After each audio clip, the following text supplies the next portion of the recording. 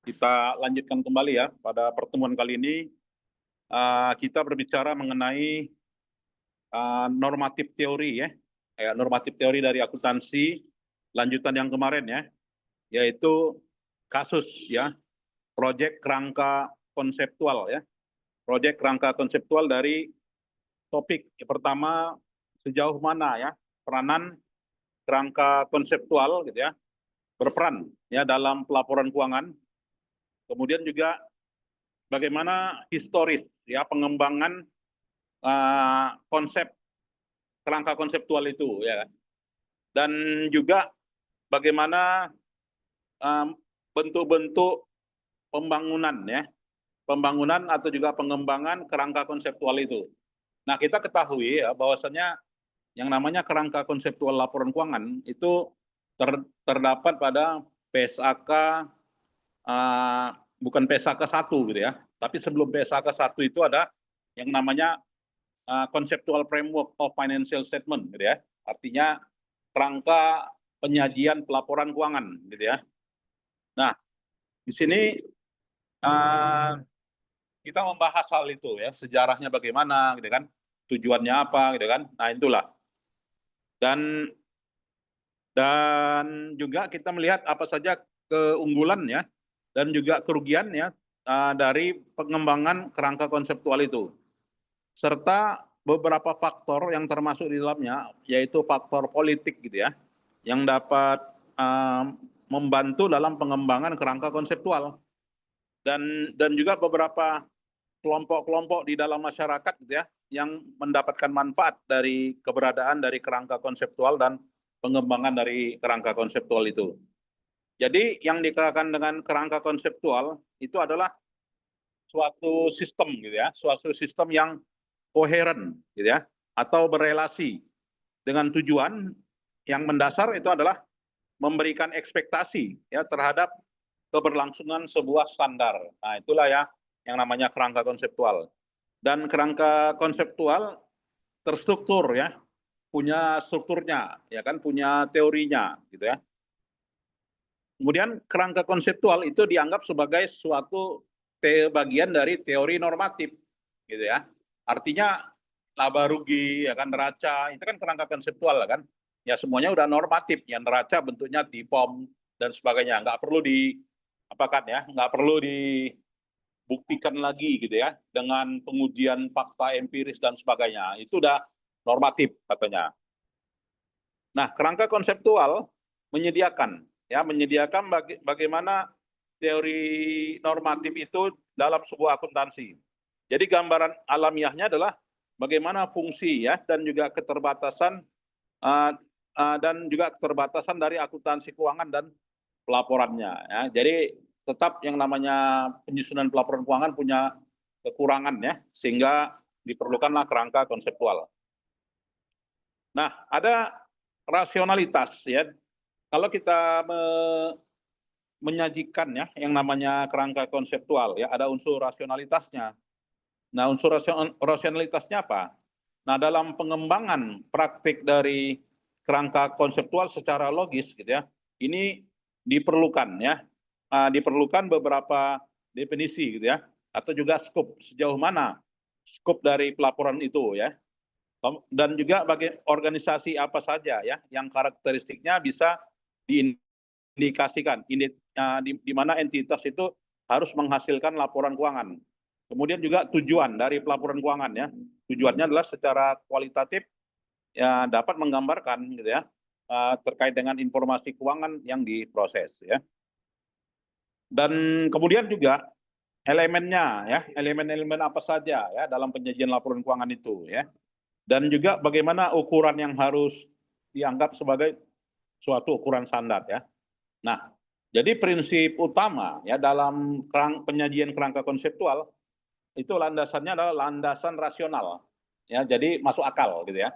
Jadi yang dikatakan dengan landasan masuk akal di sini apabila gitu kan diargumentasikan ya tanpa persetujuan ya terkait dengan standar isu-isu standar akuntansi yang dikembangkan secara ad hoc, artinya dikembangkan secara kepanitiaan ya.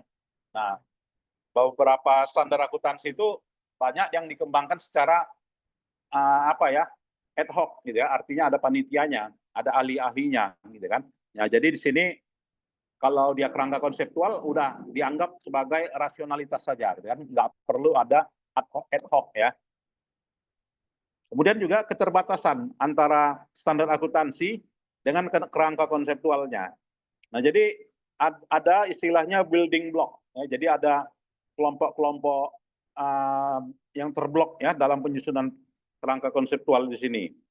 Jadi kerangka konseptual ini harus dikembangkan secara khusus ya, particular order gitu ya. Jadi dalam beberapa isu dibutuhkan ya sebelum menelaah building block tadi gitu ya, maka kerangka konseptual itu ada apanya gitu ya, ada frame-nya ya, frame-nya gitu ya. Nah, kalau kita lihat di mana di sini sejarah pengembangan konseptual framework tadi, financial statement gitu ya. Nah, kerangka perjanjian pelaporan keuangan di sini gitu ya, ini adalah sifatnya jurisdiction. Nah, jadi hal yang mengacu kepada aturan yang berlaku di suatu negara itu gitu kan. Apakah di Amerika gitu kan, apakah di United Kingdom gitu kan, apakah di Kanada, di Australia ya kan, di New Zealand. Nah, jadi komite-komitenya tergantung di negara masing-masing gitu ya. Nah, seperti dalam hal ini tidak seperti standar yang lain gitu kan, itu standarnya umum ya, jadi tidak per negara. Kalau ini per negara ya, yang namanya kerangka konseptual masih sampai sekarang masih ada ya di PSAK ya. Kemudian tidak ada standar setter gitu ya, artinya kepentingan si penyusun standar untuk mengembangkan lengkap atau tidak lengkapnya konseptual framework ini ya. Jadi memang umum dia. Kemudian juga terbatas ya, terbatas atau juga tidak ada progres ya. Nah, jadi bisa kapan saja direvisi gitu ya. Nah, untuk pengembangan kerangka konseptual ini di Amerika, mulainya tahun 61 gitu kan, tahun 62 ya oleh Moniz ya, dan oleh Moniz tahun 65 oleh Grady ya, mengembangkan kerangka konseptual berdasarkan pada lahirnya EPB Statement nomor 4. Nah, itu ya. Nah, kerangka konseptual di Amerika juga gitu ya dikembangkan ya oleh Lab ya dalam Trubol Committee tahun 71 ya yang menghasilkan Trubol Report ya. Jadi Trubol Report itu menghasilkan 7 karakteristik kualitatif ya dari penyajian laporan keuangan, di mana tujuan yang pertama difokuskan kepada kebutuhan informasi untuk para user, kemudian tujuan kedua memerlukan terkait dengan keterbatasan demand ya, financial information. Kemudian pengembangannya juga di tahun 74 dikembangkan lagi ya di Amerika. Nah, dalam hal ini APB menggantikan FASB gitu ya. Kemudian lahirlah 6 standar ya yang direvisi tahun 78 sampai dengan tahun 85. Kemudian pengembangannya di Australia, nah itu dia mengacu kepada 4 progres ya. 4 progres dalam hal ini diterbitkanlah SAC 1 gitu ya. SAC 1 tentang pelaporan entitas, SAC 2 tentang objektivitas ya, SAC 3 tentang karakteristik kualitatif ya kan. Kemudian SAC 4 tentang definisi dan pengakuan elemen-elemen laporan keuangan ya. Nah, untuk pengembangan konseptual framework di Australia di sini maka berhubungan dengan ukuran ya dan juga kemiripan ya. Kemiripan dengan proyek-proyek yang dikembangkan di Amerika ya. Jadi itu hubungannya. Jadi Australia itu ikut Amerika. Indonesia juga ya sama. Ya, itu ya. Nah, dalam pengembangan kerangka konseptual di Inggris gitu ya. Nah, ini mengacu pada corporate report tahun 76 gitu ya. Nah, tahun 76 di sini komunitasnya apa ya? Lingkupnya beberapa user yang mengadopsi kerangka ini ya. Kemudian di Inggris sendiri tahun 91 ya diadopsi IASC. Kemudian IASC secara umum mengembangkan ya standar US dan juga kerangka Australia ya. Nah, dalam pengembangannya ini ya dikenal adanya blok ya dalam kerangka konseptual, yaitu membangun blok ya dari berbagai jenis kerangka konseptual, termasuk dalamnya mendefinisikan entitas pelaporan ya. Kemudian menentukan tujuan penyajian pelaporan keuangan ya. Kemudian juga menyajikan karakteristik kualitatif. Kemudian elemen-elemen dari penyajian laporan keuangan ya. Jadi skop dari kerangka konseptual framework ini itu adalah tujuannya adalah untuk pelaporan entitas. Nah, ini ya. Jadi yang dikatakan dengan pelaporan entitas bagaimana secara kerangka didefinisikan entitas ini menghasilkan tujuan laporan keuangan yang bertujuan secara umum ya. Nah, jadi yang namanya reporting entitas itu adalah penyajian laporan keuangan secara umum ya. Ya, mungkin ada yang mau kita diskusikan, silakan sebelum kita lanjut. Aku paham ya. Ya, Pak. Ya. Ya, kemudian yang namanya laporan keuangan apa ya, tujuan umum didefinisikan itu adalah laporan keuangan yang mengacu ya kepada informasi apa yang dibutuhkan oleh user secara bersama-sama yang dapat menyajikan ya laporan tersebut gitu ya dan bisa memberikan kepuasan, kekhususan dari informasi yang diperlukan. Jadi general purpose financial reporting di sini kesesuaiannya perlu dipertimbangkan, yaitu kesesuaiannya dengan standar akuntansi ya. Ya, kemudian tujuan khusus laporan keuangan itu apa? Nah, tujuannya adalah untuk user ya, untuk grup. Nah, itu. Kemudian entitas yang menggunakan laporan keuangan tingkat harga umum ini siapa? Nah, not all entitas ya. Tidak ada entitas secara khusus ya yang memiliki pelaporan entitas ya. Di mana di sini disajikan penyajian laporan keuangan secara khusus menyajikan 3 user ya. Artinya orang yang memerlukan informasi elemen ya dan juga penyajian informasi yang mengacu kepada informasi yang dibutuhkan ya. Nah, berikutnya kita melihat ya beberapa faktor-faktor yang mengindikasikan laporan keuangan entitas itu. Para faktornya apa saja? Yang pertama adalah adanya pemisahan manajemen gitu ya, yang mencakup kepentingan ekonominya dan kepentingan entitasnya ya. Kemudian secara ekonomi dan juga secara politik punya pengaruh kepada entitasnya ya.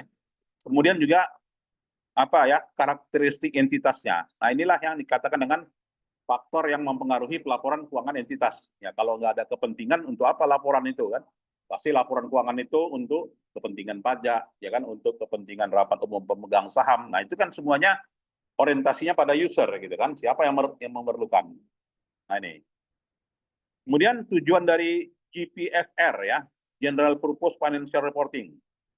Nah, tujuan tradisionalnya itu adalah secara apa ya, dapat memberikan access ya, yaitu access berupa stewardship kepada manajemen ya, dan juga menerima tujuan-tujuan pelaporan secara umum gitu ya. Nah, ini.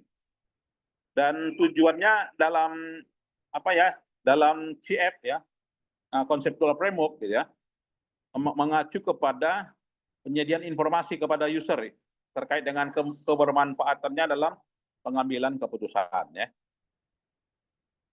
Baik, berikutnya tujuan lainnya. Tujuan lainnya apa? Nah, tujuan lainnya adalah bertujuan lain yang dapat apa ya mendemonstrasikan akuntabilitas. Nah, ini ya. Jadi orang dikatakan sudah melaksanakan akuntabilitas apabila sudah menyajikan laporan keuangan gitu ya. Kemudian juga accountability itu didefinisikan ya, tidak secara umum ya, tetapi mengacu pada kerangka konseptual framework ya. Baik, kemudian juga kita melihat di sini para user ya dari financial report itu siapa saja. Nah, SAC2 mengidentifikasi beberapa kelompok-kelompok utama ya dari General Purpose Financial Reporting gitu ya. Itu adalah resource provider gitu ya. Ya artinya penyedia sumber daya ya. Baik itu karyawan, ya kan, bank, kreditur, supplier, investor ya, dan juga kontributor. Dan juga yang menerima barang dan jasa ya. Kemudian juga pihak-pihak yang mereview ya fungsi-fungsi yang ada pada perusahaan. Dan perspektif internasional dari apa ya General Purpose Financial Reporting ya, Nah, ini difokuskan kepada direct financial interest, ya, kepentingan. Ya, dan secara corporate report, ya, di mana semua grup punya dampak ya terhadap organisasi itu. Kemudian level, ya, level ekspektasi dari penyajian laporan keuangan itu secara umum ya dapat menerima ya dan juga mengekspektasikan kecukupan dari akuntansi yang sudah dilaksanakan ya. Nah, kemudian kita lihat karakteristik kualitatif dari laporan keuangan. Nah, ini ya, tetap dia yang namanya karakteristik kualitatif itu pertama comparability, bisa dibanding-bandingkan ya. Misalnya 2024 dengan 2023, maka aspeknya adalah comparability ya. Kemudian uniformity, ya, keseragaman. Ya, laporan keuangan itu disusun dengan standar ya kan. Standar SAK, standar IFRS. Kemudian syarat yang lainnya adalah konsistensi. Ya, terus dari tahun ke tahun disusun dan juga timeline tepat waktu ya. Dan kemudian juga keandalannya, gitu kan. Nah, di sini informasi yang merupakan keandalan terkait dengan kejujurannya paling utama ya. Jadi faithfully represent dan harus bebas dari bias. Kemudian keandalan dari fungsi-fungsi yang merepresentasikan kejujuran, dapat diverifikasi dan juga netral ya. Jadi yang diinginkan itu adalah reliabilitasnya ya, secara tradisional gitulah ya. Selain itu relevan ya. Apa itu relevan? Ya, relevan itu sesuai dengan yang dibutuhkan ketika dalam pengambilan keputusan gitu ya. Kemudian apalagi material, materiality ya, harus mempertimbangkan unsur materialitas gitu ya. Jadi misalnya materialitas kas misalnya 5 juta terhadap total aset misalnya hanya 100 juta, maka materialitasnya 5%. Gitu kan. Nah, 5% ini berbeda dengan materialitas 5% kalau misalnya kasnya 5M, total asetnya 1T. Gitu kan. Nah, maka materialitasnya sangat tinggi. Gitu kan. Tergantung pada comparability-nya, perbandingannya. Ya.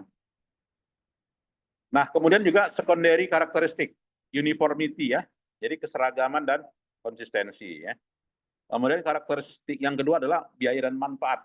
Nah, jangan sampai dalam penyajian laporan keuangan ini ya harus lebih besar biayanya dibanding manfaatnya kan. Padahal nyusun laporan keuangan untuk laporan tahunan aja ya kan. Tapi kita pakai softwarenya harganya 5M. Untuk apa gitu kan?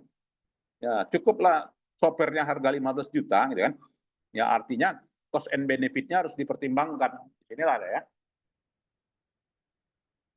Nah, kemudian juga dapatkah laporan keuangan tingkat hamba umum menyajikan perkiraan yang bebas bias kinerjanya?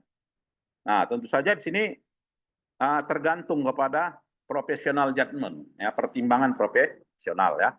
Jadi mengacu kepada standar akuntansi yang sudah dirilis sebelumnya ya. Kemudian elemen-elemen penyajiannya ya. Jadi elemen penyajiannya adalah adanya kriteria ya. Nah, ada 5 elemen pelaporan, ada 5 elemen penyajian pelaporan keuangan: aset, liability, ekuitas, expense, revenue. Ya, itu udah tahu lah kita ya.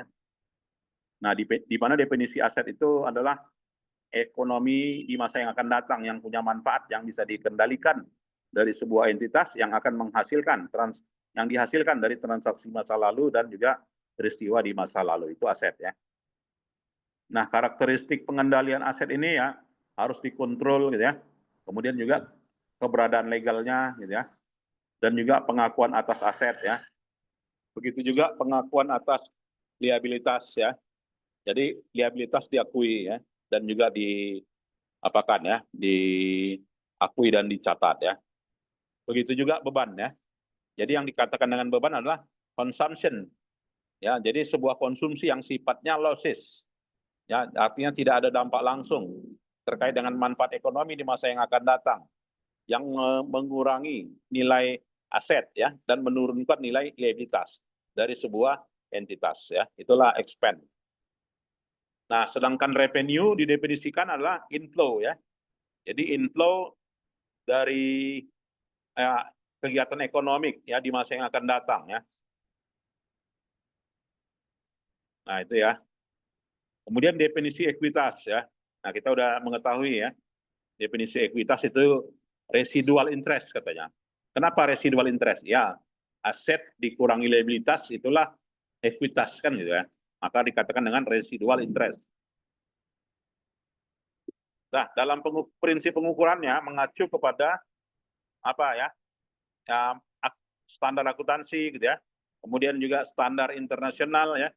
Kemudian juga sudut pandang dari pengambilan keputusan ya. Nah, inilah ya yang terkait dengan keuntungannya dan juga kerugian dari penyusunan kerangka ya.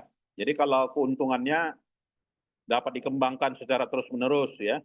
Kemudian standar itu mencakup isu-isu khusus ya, bisa di covernya.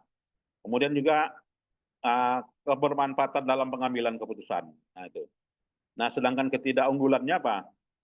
Untuk organisasi yang lebih kecil, maka tentu saja memerlukan syarat-syarat khusus ya. Nah, jadi nggak semuanya juga kerangka konseptual penyajian laporan keuangan itu bisa diterapkan di seluruh perusahaan ya. Kalau perusahaan dorsmirnya kan, karena perlu gitu kan yang namanya kerangka konseptual penyajian laporan keuangan, gitu kan? Atau misalnya usaha laundry gitu kan? Ya, yang kecil-kecil itu nggak perlu ya, yang namanya kerangka itu. Perusahaan besar barulah perlu. Nah ini. Kemudian secara khusus ya, difokuskan kepada transaksi khusus gitu ya, yang menandai transaksi itu dapat dipertukarkan ya, dan menunjukkan tingkat kodifikasi ya dari keberadaan dan dari yang dipraktikkan. Nah inilah ya yang terkait dengan kerangka konseptual penyajian laporan keuangan. Baik, mungkin ada yang mau kita diskusikan, dipersilakan.